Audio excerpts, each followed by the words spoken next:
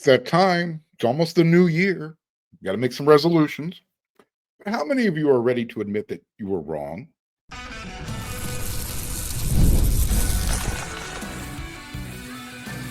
You are Locked On Trojans, your daily podcast on the USC Trojans. Part of the Locked On Podcast Network, your team every day. Fight on, everyone. I am your host, Mark Hulkin. Thank you for making Locked On USC part of the Locked On Network, your first listen every single day. Whether you're watching the show on YouTube, wherever you're going to download it, it's free. Thank you, and I appreciate your support. To all of you Josh Henson haters, USC's former offensive line coach, Purdue's new offensive coordinator, do me a favor, stand up, hold out your hands, just like this, make a cup, take your plate of crow. Now eat it. Go sit down. Let me talk to you about this. I'm kidding, right? Maybe not. I don't care how many Texas A&M defensive linemen were missing from the Las Vegas Bowl. They recruit really well. They didn't come into this game in any worse shape than USC did as far as talent level is concerned, right? So let's just start there. All things being equal. But let's be honest. When Elijah Page went down with that foot injury, by the way, it's nothing to be concerned with, nothing major, nothing serious. So it's just a minor little foot tweak. What was your first thought, though, when you saw Elijah Page on the ground, pounding his fist into the ground? Mine from the press box was, oh, this can get real interesting really fast. But it wasn't. It didn't get interesting. The offensive line just did its job. All those guys that Coach Henson recruited and developed before handing off the baton to Coach Zach Hanson, those dudes performed. No penalties. They allowed just one sack the entire game. You didn't see anybody getting yelled at for messing up. I'm talking about the fans hitting up social media and the message boards, yelling at certain players. You know who you are. And we know which player we're referring to. Look, I'm not going to blow any hot air up your skirts. However, Coach Riley, Zach Hanson, they still need to hit the transfer portal. I don't think anybody will disagree. They have some specific needs that can help them on the offensive line. They need an experienced tackle, and as well as someone with experience who can push Killian O'Connor at the center spot. But let's give Coach Henson his flowers. Give him an applause. Say thank you. Say you were wrong. I mean, especially for the way he recruited. They weren't the elite guys, those elite 4- and 5-star guys. But he had them ready when they needed to play. Think about that. After watching the way those guys performed, I'll say it, I feel a lot better about the talent that Coach Henson is leaving Coach Hanson. Gotta make sure we get those names correct. When he took over, when Coach Henson took over the program, he had a good veteran group, and they performed great with Caleb Williams. I mean, don't forget, he inherited Jonah Monheim, Justin Diedick, Brett Nealon, Andrew Voorhees. But behind those guys, the cupboard was pretty bare. That's why they kept going in the transfer portal for the Bobby Hansons.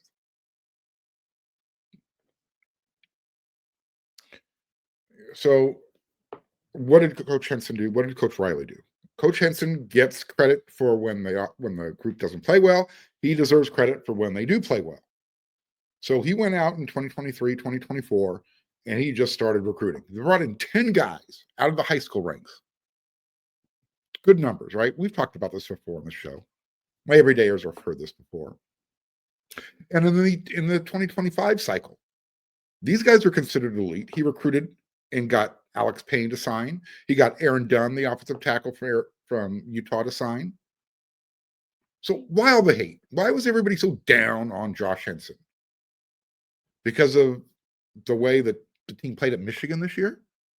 Okay, it's a fair point to bring up. Remember, this was a USC offensive line that's still trying to find itself. They were going up against a relatively healthy Michigan team with 4 NFL guys starting up front. I mean, I'm not saying that USC should not have played better. Of course they should have. But let's give a little bit of credit to the opposition in that particular game. And Coach Riley said he took a lot of the blame for the line calls, for the way they communicated. So you appreciate your head coach kind of assuming taking accountability for the way the team played, offensive line specifically. If you can't admit that USC's offensive line in 2024 got better as the season progressed, then you have untrained eyes, period, flat out. I'm saying it. Seriously. Coach Zach Henson, he has more to work with now than when Coach Henson arrived. And this isn't even up for debate, right? What Coach Henson is leaving Coach Henson is a fully stocked offensive line room with good young talent. Does he have elite talent? Maybe at a couple positions. But he's got he left a room to Zach. These guys like to work. It's all about work ethic. In fact, I had one source tell me after the game that Coach Henson,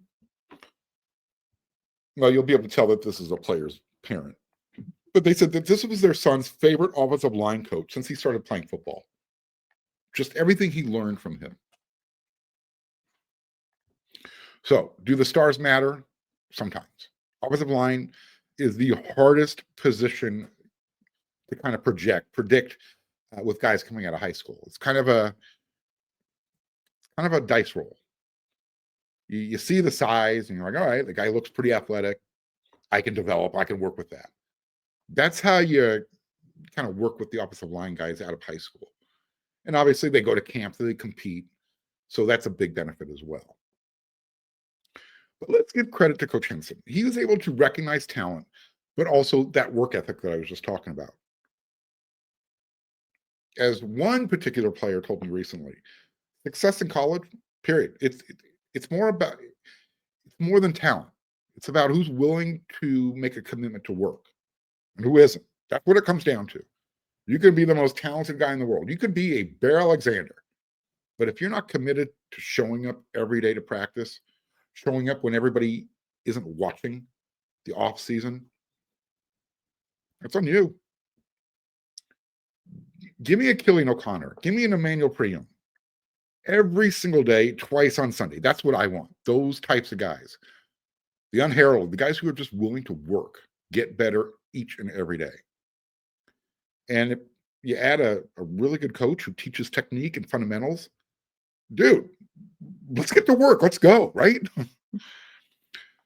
So let me ask you this question. What's your confidence level now going forward with the offensive line room? I think everybody's cautiously optimistic that Coach Henson is going to be able to just take the baton, carry the mantle, go forward. Don't forget, he played offensive line, and he was pretty good at Kansas State. So again, do you feel more comfortable after what you saw in the bowl game, knowing that those were young guys who were kind of just thrust into it, and they held their own. They performed admirably. I'm not saying they don't need to go get an NFL starter if one pops up on the radar out of the transfer portal. Grab it. In fact, I'm going to talk about someone they just offered in the next segment, but I just want to ask you more about Coach Henson, those haters out there, the guys who always had something negative to say about him. Are you almost done with your quote? Look, the offensive line room isn't right now. It's not a giant void. There's talent there. Think about it. Alani Noah started as a true freshman. He started his entire season at right guard. Elijah Page is a legitimate Big Ten Conference starting left tackle. He could start for Ohio State or Michigan, any of the top programs, Penn State. Yeah, I'm purposely not mentioning one school. Don't worry. Again, you got Emmanuel Prion coming back. You got to give some credit to Henson. Obviously, Zach Henson closed that deal. You'll have to work with. So, to all of you Josh Henson haters, Are you full? Did you finish? Do you want seconds? Are you willing to admit you were wrong? It's okay. If Fonzie could do it, so can you.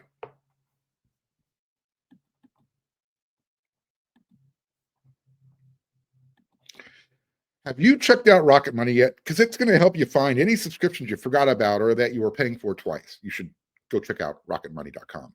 Rocket Money made it so easy to track them all down. It's like having a personal assistant for your finances. Rocket Money is a personal finance app that helps you find and cancel your unwanted subscriptions. It monitors your spendings and it helps you lower your bills so you can grow your savings. It brings everything together in one place, whether it's subscriptions, your spending habits, or even the goals you want to hit this year. It's almost the new year. Rocket Money has over 5 million users and has saved a total of $500 million in canceled subscriptions. And it's saving its members up to $740 a year when using all the app's premium features. Cancel your unwanted subscriptions and reach your financial goals faster with Rocket Money. Go to rocketmoney.com/lockedon today. That's rocketmoney.com/lockedon. rocketmoney.com/lockedon.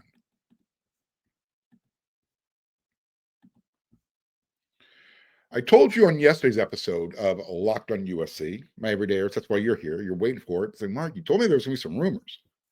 Well, here we are. I'll tell you about it right now. Been hearing some stuff. Yeah, it's rumors. It's could be true. Maybe it's not. It didn't take very long for Kyron Hudson and Deuce Robinson to find new homes. You know where I'm going with this. This is about Zachariah Branch. I think Hudson, I think he found a really good spot in Happy Valley. And what I like about that, number one, let me just get this out of the way. Penn State's not on USC's schedule next year, so I don't have to worry about him making any stupid, crazy, ridiculous one-handed catches that'll just break USC's heart like he did to LSU. Now, USC and Penn State can meet in the conference championship game next year, but unless that happens, Kyron, go kill it. Make it happen, brother. So Deuce has a home at Florida State. That was an easy choice for him. His father played ball there. Florida State's got a good football program. He's also going to play baseball down there. So one would think that Zachariah would be able to pick his spot, right? You would think, well, why is he the last one still looking? Most think that, number one, he and Zion are going to be a package deal. He and his older brother, safety. So maybe that's the holdup. But it is being reported that Zachariah and Zion Branch may end up taking more visits before making, their final transfer destination decision, whatever you want to call it. When they entered the transfer portal, they jumped in with the no contact tag. Pretty sure, almost positive. I know that they've already checked out Arizona State and Georgia. Tennessee has popped up on the list. When you put the do not contact tag, that means programs, bigger quotes, can't call you.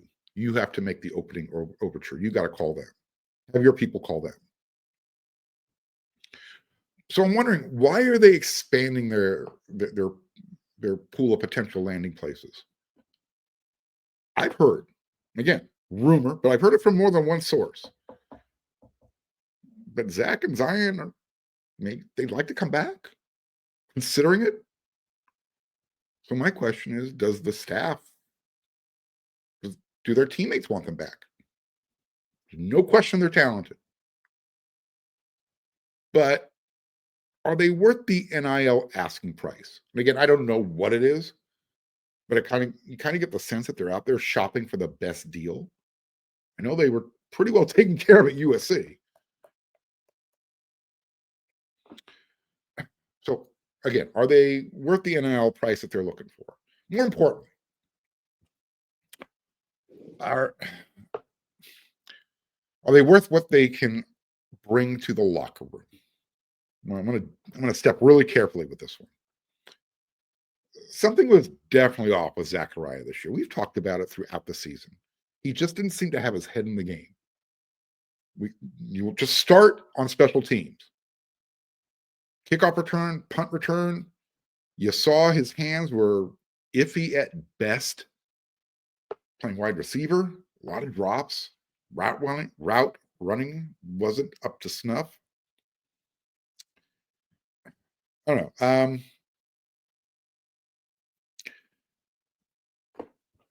I know on their side of the coin, some people will in the Zachariah Branch camp, they'll say, well, maybe they were concerned with the way they were using him.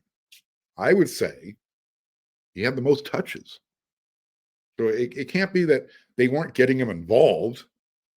So that can't really be the case. And the other thing, why was Zion playing behind other guys? He was supposed to be what, 5-star plus safety coming out of Bishop Gorman. Both these guys were supposed to be elite, can't miss talents. And I understand Zion has suffered a couple of injuries. That's a big issue with him being on the field consistently. So would you bring back Zachariah and Zion based on what we saw in 2024? Again, it's just a rumor. I have no idea if this is even true. But I've heard it from a really solid source. So I guess the question comes down to, are these young men looking for the best playing situation or the best NIL bag? Personally, they're really good young men. I got nothing against them personally. You're never going to hear about them getting in trouble off the field. They were raised the right way. But look, I've told you, I think there were too many number ones in the wide receiver room. And I'm speaking specifically about Zachariah right now. You just, when it comes down to NIL, you can't afford to have a Deuce Robinson, a Zachariah Branch, a Mekhi Lemon, a Jacoby Lane. Those are 4 number ones who all, look, in this day and age, want to be paid like number ones. Can't afford it. So if there's any internal squabbling, and I don't mean among the players, I just mean about, hey, I need my touches so I can earn my NIL. Maybe you had to cut the chafe. All right. So that's on that end of the rumor mill. In other portal news, other rumors rolling around right now. USC offered an offensive tackle who's in the transfer portal. And that just happened over the weekend. He's from New Mexico State. His name is Shayaz Pete. I hope I'm pronouncing that correctly. If not, he can kick my butt. He's 6'8", 320 pounds. Big dude. USC isn't the only player involved here. Kentucky, Iowa State, Vanderbilt, Michigan, Oklahoma State. He's got the eyes of the big boys. It's hard to miss somebody 6'8", 320 pounds. But here's what caught the attention of the bigger programs, the Power 5 programs, Power 4 programs, whatever it is now. He's a veteran, obviously. He's played over 1,800 snaps for the New Mexico State Aggies, and he's done that over 3 seasons. He's done that at left tackle, and he's gotten better every year. In 2024, he posted a career best in pressure rate allowed, only 2.5%. In 2023, that pressure rate allowance, 6.6%, and in 2022, it was at 7%. So you can see, as he developed, he felt better on the field. He just played with more confidence. 2.5% of the time, he was allowing pressure. That's nothing. And this past year, and he's a redshirt junior, he played 440 snaps. He committed zero penalties. Again, I mentioned he's a left tackle. Can USC convince him to be a starting right tackle? You bringing him in to challenge Elijah Page? I don't think you can afford that. On the other side of the ball, defensive line in the transfer portal, USC offered, and this young man's coming to take a visit. His name is Jeffrey Umba, M''BA, 6'6", 300 pounds. He's an interior defensive lineman, but he's at Purdue. They actually moved him inside and outside. So you'll like that versatility. That's what Coach Lynn likes. Guys who can play inside, outside, don't have to come off the field depending on the situation, run versus pass. So before Purdue, he was at Auburn.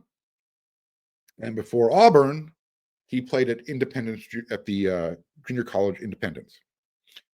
He's 25 years old. So he's a very mature young man, right? He's got one more year to play. He's got 3 visits set up: SMU, Auburn, USC.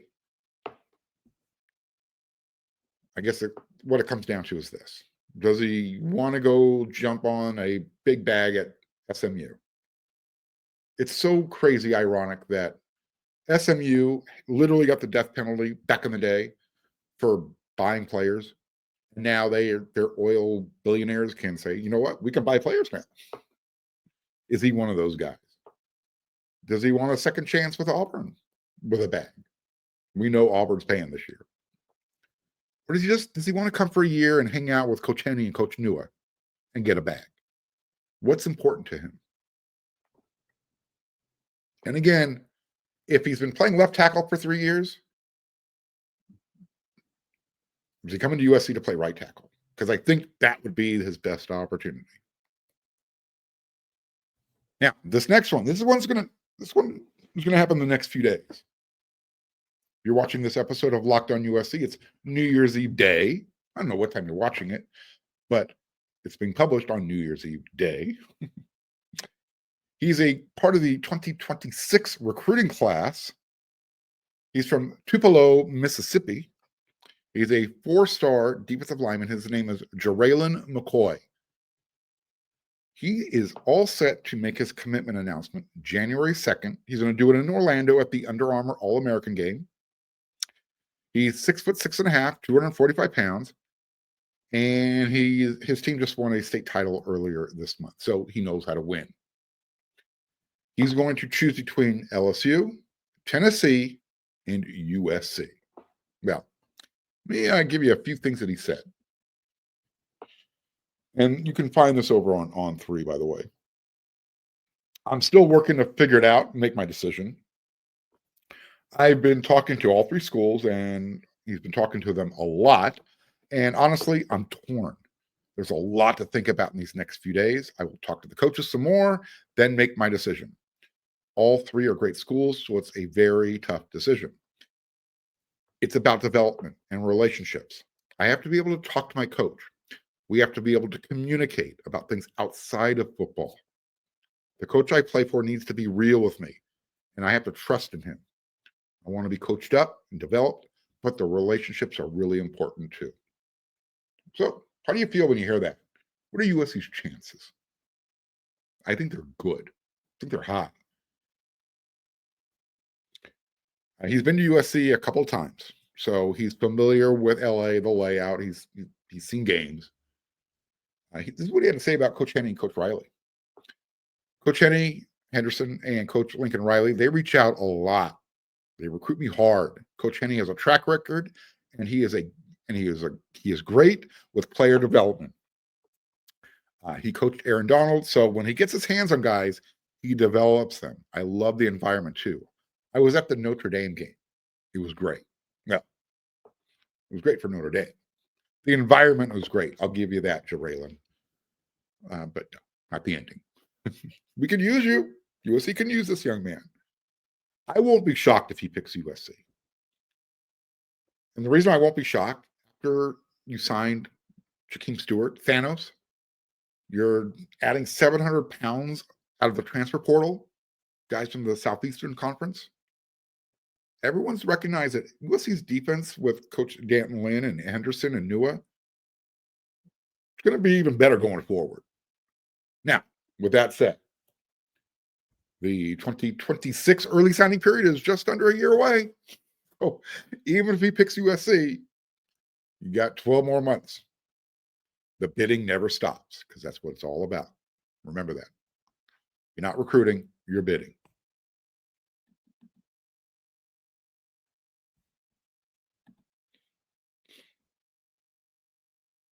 All right. I talked about it just a second ago in the second segment. If you're watching this episode of Locked on USC on New Year's Eve day, Happy New Year. Let's get that out of the way. And for those of you who maybe start a little early, you missed this episode, and you're watching the day after, happy belated New Year. Hope everybody has a safe, happy, prosperous New Year. Healthy. A winning one for the USC Trojans. So it's resolution time, right? Let's talk about some resolutions. What should USC resolve itself to do? What do they need to do to improve itself, not just in 2025, but going forward? And I know it, and I apologize to my listeners and my viewers. I should have asked all of you, my everydayers, to submit some suggestions because I would have included that in this segment. So for that, I apologize. That's on me. I resolve to do better next year, host the show better.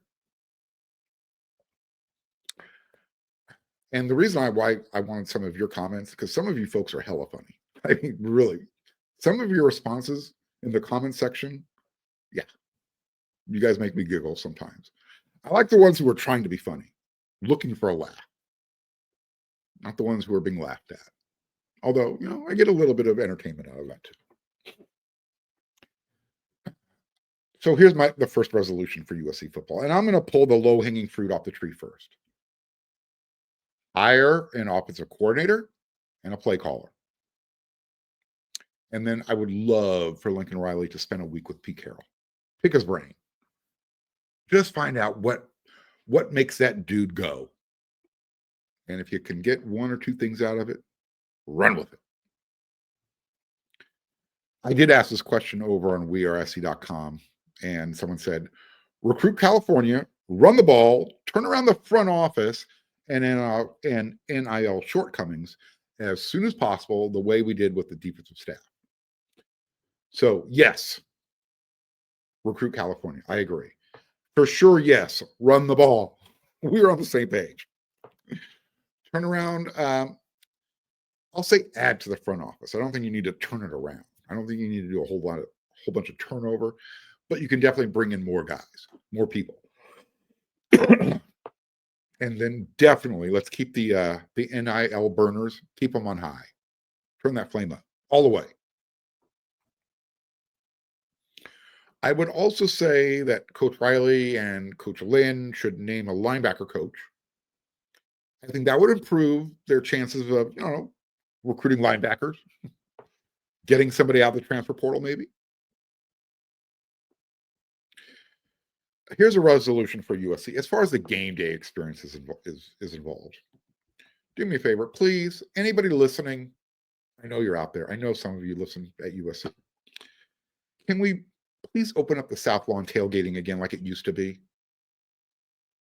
You could charge people. That's fine. Let people park their car, set up a tent right behind the car. Let's get the barbecues going. Let's get that game day atmosphere feeling closer to the stadium. Not everything has to be relegated to campus or to the front of the Coliseum out there with the corporate stuff.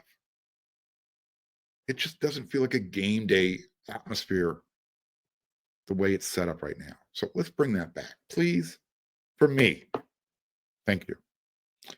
As far as the game day traditions itself, oh, yeah, where do I start? DJ Mulsky, nice guy. I have some fun with him. I like listening to him at the basketball game. It works. Out of the football. You're done. Goodbye. Thanks for everything you've done. The band, the Spirit of Troy, the DJ, they shouldn't be playing over each other. There shouldn't be squabbling with what I'm trying to listen to. We need to start the SoCal spellouts again with the correct cadence. None of that happens anymore. I cannot tell you the last time I heard a SoCal spellout and done correctly. Another thing, let's stop with the PC crap. They are not the song leaders. They are the song girls. Let's make sure they are called the song girls in 2025. And again, this is more about the future, but I need to hear the words come out of Coach Riley's mouth. I resolve to keep Notre Dame on USC schedule forever. Make it happen. Right. There's just some of the resolutions. Do you have any? Hit me up. You know where to find me in the comment section on YouTube. I want to say very happy new year to everybody. Thank you for making Locked On USC your first listen every day. I've watched this show grow. I've watched the community grow, the subscribers grow. If you haven't subscribed yet, do me a favor. If you're on YouTube, click that red subscribe button. Let's get this thing up to 7,000, 8,000, 9,000, 10,000. Smash that thumbs up button. Click that bell notification button. That way you won't miss an episode and you'll get all the news and notes you want. Happy New Year, everyone. And until the next episode, which is tomorrow, you know what to do. And don't forget, when you're done making Locked On USC your first watch every day, get on over there to weareSC.com.